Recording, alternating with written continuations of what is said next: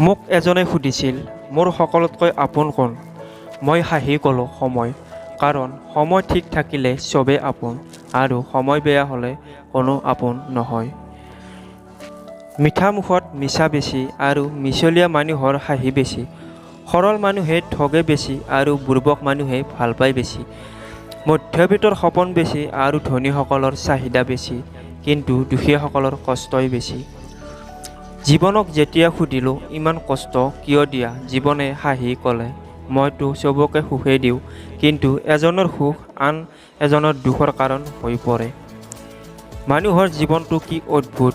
কোনোৱে ঘণ্টাত 10,000 টকা খৰচ কৰি পেলায় আৰু কোনোবাই এমুঠি ভাতৰ কাৰণে গোটেই দিনটো দুৱাৰে দুৱাৰে ঘূৰে, অথচ দুয়োজনেই মানুহ।